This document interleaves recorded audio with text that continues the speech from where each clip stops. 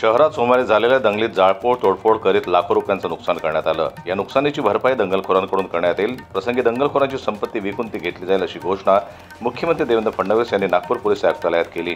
फडणवीस म्हणाले, विश्व हिंदू परिषद आणि बजरंग दलाच्या कार्यकर्त्यांनी औरंगजेबाची प्रतिकात्मक कबर जाळली, त्यावर आयत लिहिलेली असल्याची अफवा पसरवण्यात आली। समाज माध्यमातून ती अफवा विशिष्ट गटापर्यंत पोहोचली। त्यानंतर सायंकाळी कटानुसार हंसापुरी, महाल चिटणीस पार्क, बालदारपुरा परिसरात दंगल पेटली। दंगलखोरांनी शासकीय संपत्तीसह नागरिकांच्या वाहनांची तोडफोड आणि जाळपोळ केली। या दगडफेकीत 3 पोलीस उपायुक्तांसह एकूण 40 जण जखमी झाले। सीसीटीव्ही फुटेज आणि चित्रफितींवरून दंगलखोरांची ओळख पटवण्यात येत आहे। आतापर्यंत 104 जणांची ओळख पटली असून 92 जणांना अटक करण्यात आली आहे। यामध्ये 12 विधी संघर्षग्रस्त बालकांचा देखील समावेश आहे। सर्व दंगलखोरांना अटक होईपर्यंत ही कारवाई सुरू राहील असा इशाराही फडणवीस यांनी दिला।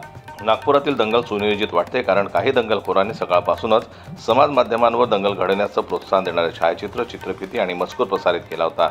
सायबर पोलिसांच्या माध्यमातून 68 जणांची ओळख पटली असून त्यांच्यावर कारवाई करण्यात आली आहे।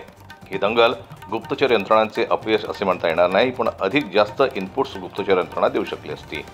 गुप्तचर यंत्रणा पूर्णपणे सतर्क असती तर कदाचित वेगळे चित्र पाहायला मिळाले असते, मात्र तसे झाले नाही। याकडे फडणवीस यांनी लक्ष वेधले।